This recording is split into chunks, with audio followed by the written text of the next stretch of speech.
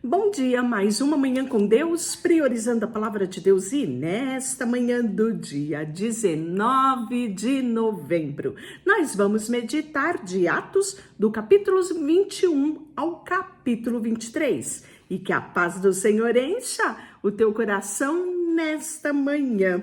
Vamos falar de Paulo chegando a Tiro. Depois de nos apartarmos, fizemos a vela a correr em direitura e chegamos a Cós. No dia seguinte a Rodes e dali a Pátara. Achando o navio que ia para a Fenícia, embarcamos nele e seguimos viagem. Quando Chipre já estava à vista, deixando à esquerda, navegamos para a Síria e chegamos a Tiro, pois o navio devia ser descarregado ali. Encontramos discípulos, permanecemos lá 7 dias, e eles, movidos pelo Espírito, recomendaram a Paulo que não fosse a Jerusalém. Passado alguns dias, tendo nos retirado, prosseguimos a viagem acompanhado por todos, cada um com a sua mulher e filhos, até fora da cidade. Ajoelhando-se na praia, oramos e despedimos-nos um dos outros. Então, embarcamos e eles voltaram para casa. Quanto a nós, concluímos que a viagem a Tiro e chegamos a Ptolemaida, onde saudamos os irmãos, passando um dia com eles. No dia seguinte, partimos e fomos para Cesareia, entrando na casa de Filipe, o evangelista, que era um dos 7, e ficamos com ele. Tinha este 4 filhas donzela, que profetizavam. Olha que extraordinário a casa deste Filipe evangelista, família dele, uma família com filhas proféticas. E demorando-nos ali alguns dias, desceu da Judéia um profeta chamado Ágabo. E vindo ter conosco, tomando o cinto de Paulo, ligando com ele os próprios pés e mãos, declarou: isso diz o Espírito Santo. Assim os judeus em Jerusalém farão com o dono desse cinto e o entregarão nas mãos dos gentios. Quando ouvimos esta palavra, tanto nós como daquele lugar, rogamos que Paulo não subisse a Jerusalém. Olhe, preste bem atenção, né? Então, nós já vimos desde lá de trás os irmãos por onde Paulo passava, dizendo: Paulo, não vá para Jerusalém. Paulo, não vá para Jerusalém, né? Agora vem um profeta falando qual será o destino de Paulo quando ele chegar em Jerusalém. E então eles responderam: que fazeis chorando e quebrantando meu coração? Pois estou pronto, não só para ser preso, mas para morrer em Jerusalém pelo nome do Senhor Jesus. Como, porém, não o persuadimos, conformados, dizemos: faça a vontade do Senhor. Passado alguns dias, tendo feito os preparativos, subimos para Jerusalém. De alguns dos discípulos também vieram a Cesareia conosco, trazendo consigo Mnason, natural de Chipre, velho discípulo com quem nós deveríamos hospedar. E tendo nós chegado a Jerusalém, os irmãos nos receberam com alegria. No dia seguinte, Paulo foi conosco a encontrar-se com Tiago, e todos os presbíteros se reuniram. E tendo saudado, contou minuciosamente o que Deus fizera entre os gentios por seu ministério. Ouvindo, deram eles glória a Deus e lhes disseram: bem vês, irmãos, quantas dezenas de milhares há entre os judeus que creram, e todos são zelosos da lei. E foram informados ao teu respeito que ensina a todos os judeus entre os gentios a apostatarem de Moisés, dizendo que não devem circuncidar os filhos e nem andar segundo os costumes da lei. Que se há de fazer, pois? Certamente saberão da tua chegada. Então aqui os irmãos, não só Paulo trazendo as notícias do que Deus estava fazendo lá, mas também se posicionando no contexto das notícias que se diziam a respeito do que Paulo andava fazendo, né? E as notícias que chegaram ao ouvido de Paulo não eram boas, não é? Então a recepção dos judeus em Jerusalém não seria boa, né? Para Paulo, porque, segundo as notícias, ele estava pervertendo o povo judeu dos costumes da lei mosaica. E aí, faze, portanto, o que te vamos dizer. Estão entre nós 4 homens que voluntariamente aceitaram o voto. Toma-os, purifica-te com eles e faze despesa necessária para que raspem a cabeça e saberão todos que não é verdade o que se diz ao teu respeito, e que, pelo contrário, andas também tu mesmo guardando a lei. Então, deram o conselho daquilo que Paulo deveria fazer, né? Que era o esperado pelos guardadores da lei. Pois bem, quando os gentios que creram, já lhe transmitimos as decisões, para que se abstenha das coisas sacrificadas, dos ídolos de sangue, da carne de animais sufocados e das relações sexuais ilícitas. Então, Paulo, tomando aqueles homens no dia seguinte, tendo se purificado com eles, entrou no templo, acertando o cumprimento dos dias da purificação, até que fizesse a oferta em favor de cada um deles. Quando já estava para findar os 7 dias, os judeus vindo da Ásia, tendo visto Paulo no templo, alvoroçaram-se todo o povo e o agarraram, gritando: israelitas, socorro! Este é o homem que por toda parte ensina a todos a serem contra o povo, contra a lei, contra este lugar. Ainda mais introduziu até gregos no templo e profanou este recinto sagrado. Pois antes tinha visto Trofimo, o Éfesio, em sua companhia da cidade que julgava que Paulo introduzira no templo. Agitou-se toda a cidade, havendo concorrência do povo, e, agarrando a Paulo, arrastaram-no para fora do templo. Imediatamente foram fechadas as portas. Procuravam eles matá-lo. Chegou ao conhecimento do comandante da força de toda Jerusalém, estava amoitinada. Então este, levando logo o soldado centurião, correu para o meio do povo. E ao chegarem, o comandante e os soldados cessaram de espancar Paulo. Aproximando-se o comandante, apoderou de Paulo e ordenou que fosse acorrentado com 2 cadeias, perguntando quem era e o que havia feito. Na multidão, uns gritavam de um modo de outros, e de outro, não podendo ele, porém, saber a verdade por causa do tumulto, ordenou que Paulo fosse recolhido à fortaleza. E ao chegar às escadas, foi preciso que os soldados o carregassem, por causa da violência da multidão.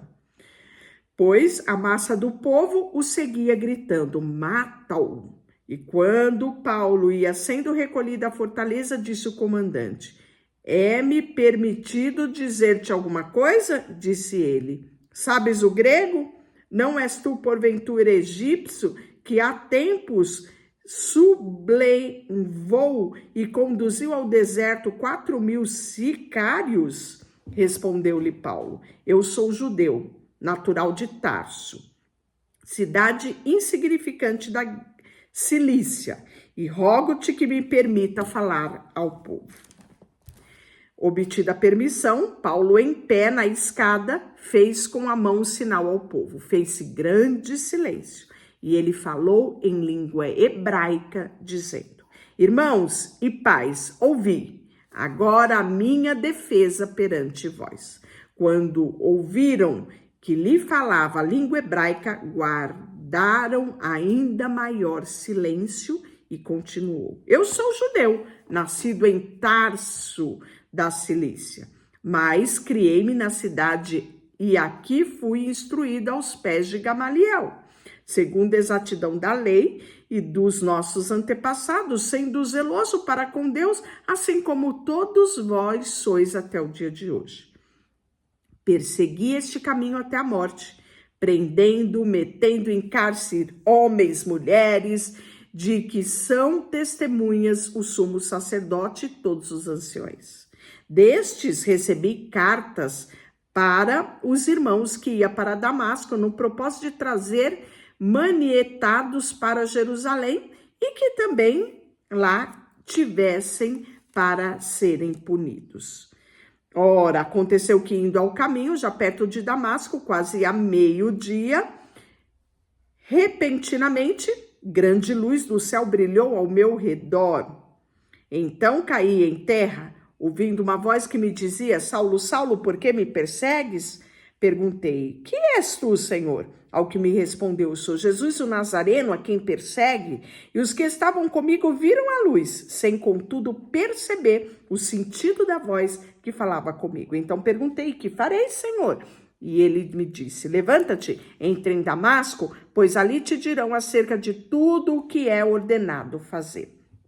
Tendo ficado cego por causa do fulgor daquela luz e guiado pela mão daqueles que estavam comigo, cheguei a Damasco. Um homem chamado Ananias, piedoso, conforme a lei, tendo bom testemunho de todos os judeus que ali moravam, veio procurar-me e, pondo-me junto a mim, disse: irmão Saulo, recebe novamente a vista. E nessa mesma hora recobrei a visão e olhei para ele, né? Então ele dá o testemunho dele, de tudo que tinha acontecido. E aí ele fala, né, que ele foi batizado e, tendo ele voltado a Jerusalém, enquanto orava no templo, sobreveio-lhe um êxtase e vi que falava comigo: apressa-te, sai logo de Jerusalém, porque não receberão teus testemunho ao meu respeito, né? E aí ele fala, quando se derramava o sangue de Estevão, tua testemunha, eu também estava presente e consentia nisso, e até guardei as vestes dos que o mataram. Mas ele me disse: vai, porque eu te enviarei para longe aos gentios. E aí ouviram até estas palavras, então gritaram dizendo: tira tal homem desta terra, porque não convém que ele viva. Ora, estando eles gritando, arrojando-se as suas capas, tiraram poeira para os ares e ordenou o comandante que Paulo fosse recolhido à fortaleza e que sobre açoites fosse interrogado para saber por que motivo assim clamavam contra ele. Quando estava amarrado com as correias, disse Paulo ao centurião presente: ser-vos-á porventura lícito açoitar um cidadão romano sem estar este condenado? Ele tinha dupla cidadania, né? Já falamos sobre isso. Ouvindo isto, o centurião procurou o comandante e disse: que estáis para fazer? Porque esse homem é cidadão romano. Vindo o comandante, perguntou a Paulo: dize-me que és romano? E eu disse: sou. Respondeu o comandante: a mim me custou grande soma de dinheiro este título de cidadão. Disse Paulo: pois eu o tenho por direito de nascimento. Imediatamente se afastaram os que estavam a inquirir com açoites. O próprio comandante sentia-se receoso quando soube que Paulo era romano, porque o mandara amarrar. E no dia seguinte, querendo certificar-se dos motivos, porque vinha ele sendo acusado pelos judeus, soltou e ordenou que se reunissem os principais sacerdotes e todo o sinédrio, e, mandando trazer Paulo, apresentou-os perante ele.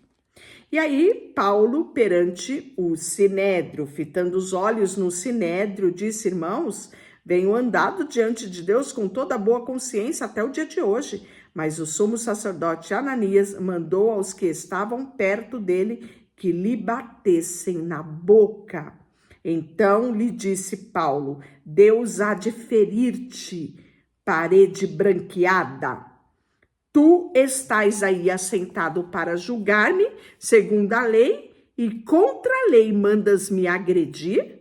E os que estavam ao seu lado disseram: Estais injuriando o sumo sacerdote de Deus? Respondeu Paulo: Não sabia, irmãos, que ele é o sumo sacerdote, porque está escrito: Não falarás mal de uma autoridade do teu povo. Sabendo Paulo que uma parte do sinédrio se compunha de saduceu e outra de fariseu, exclamou: Varões, irmãos, eu sou fariseu, filho de fariseu. No tocante à esperança e à ressurreição dos mortos, sou julgado. Ditas essas palavras, levantou-se grande dissensão entre os fariseus e saduceus, e a multidão se dividiu. Então você percebe, né? Paulo não era bobo, Paulo era esperto, Paulo era um homem muito bem instruído, não só na lei, não só na palavra de Deus, ele era um homem, né, com uma instrução para enfrentar qualquer situação que viesse contra ele. E aí, nós podemos ver que ficou toda essa dissensão, né, porque uns acreditavam em ressurreição, outros não, então Paulo trouxe num certo atrito ali entre os fariseus e saduceus, né, e temendo o comandante que fosse Paulo despedaçado por eles, mandou descer a guarda para que o retirasse dali e o levasse para a fortaleza. Porque sendo ele cidadão romano, se acontecesse alguma coisa com Paulo, né, eles iam precisar responder perante Roma, né? E aí nós podemos ver que o comandante não queria, né, correr este risco. Então ele pega Paulo e leva Paulo e deixa Paulo em segurança na fortaleza. E na noite seguinte o Senhor, pondo-se ao lado dele, disse: Coragem, pois do modo porque desse testemunho ao meu respeito em Jerusalém, assim importa que faças em Roma. Olha só os planos de Deus sendo revelado aqui para Paulo, né? E aí vai ter ciladas, né? Para tirar a vida de Paulo, isso mesmo. Quando amanheceu, os judeus se reuniram e, sob anátema, juraram que não havia de comer nem beber enquanto não matassem Paulo. Eram mais de 40 os que entraram nessa conspirata. E estes, indo com os principais, os sacerdotes e os anciões, disseram: Juramos sob pena de anátema, não comer coisa alguma enquanto não matarmos Paulo. Agora, pois, notificai o comandante, juntamente com o sinédrio, que vô-lo presente como se estivesse para investigar mais acuradamente a sua causa. Aí nós, antes que ele chegue, estaremos prontos para assassiná-lo. Mas o filho da irmã de Paulo, olha que citação boa aqui, né? Da família de Paulo. Então, o sobrinho de Paulo, tendo ouvido essa trama, entrou na fortaleza e de tudo avisou Paulo. Então este, chamando um do centurião, disse: Leva este rapaz ao comandante, porque ele tem alguma coisa para comunicar. Tomando, pois, levando ao comandante, disse: O preso Paulo, chamando-me, pediu-me que trouxesse à tua presença esse rapaz, pois tem algo a lhe dizer. Tomou pela mão o comandante, pondo à parte, perguntou-lhe: Que tens a comunicar-me? Respondeu ele: Os judeus decidiram rogar-te que amanhã apresentei Paulo ao sinédrio, como se houvesse de inquirir mais acuradamente ao seu respeito. Tu, pois, não te deixe persuadir, porque mais de 40 entre eles estão pactuados entre si, sob anátema, de não comerem nem beberem enquanto não matarem, e agora estão prontos, esperando a tua promessa. Então o comandante despediu o rapaz, recomendando que a ninguém dissesse o que havia trazido de informação. Chamando 2 centurião, ordenou: Tendes de prontidão desde a hora 3ª da noite 200 soldados, 70 da cavalaria e 200 lançamos para ir até Cesareia. Preparai também animais para fazer Paulo montar e ir com segurança ao governador Félix. E o comandante escreveu uma carta nesse texto. E aí essa carta de Cláudio, né, a Félix. Cláudio Lisias ao excelentíssimo governador Félix Saúde. Este homem foi preso pelos judeus e estava prestes a ser morto por eles, quando eu, sobrevindo com a guarda, o livrei a saber que ele era romano. Querendo certificar-me do motivo que o acusaram, fiz descer ao sinédrio deles. Verifiquei que ele era acusado de coisas referentes à lei que os rege. Nada, porém, que justificasse a morte do mesmo e a sua prisão. Sendo eu informado de que há uma cilada contra o homem, tratei de enviá-lo sem demora, intimando também os acusadores a irem dizer na tua presença o que há contra ele. Saúde. E os soldados, pois, conforme lhe foi ordenado, tomaram Paulo durante a noite, o conduziram até Antipatride. E no dia seguinte, voltando para a fortaleza, tendo deixado aos de cavalaria irem com ele, os quais, chegando em Cesareia, entregaram a carta ao governador e também lhe apresentaram Paulo. Lida a carta, perguntou o governador que província ele era, e quando soube que era de Cilícia, disse: ouvir-te-ei quando chegarem os teus acusadores, e mandou que ele fosse detido no pretório de Herodes. Deixa eu orar por você. Senhor, nesta manhã colocamos diante de ti o nosso coração, a nossa vida, tudo que temos e tudo que somos. Em nome de Jesus, amém. Deus te abençoe.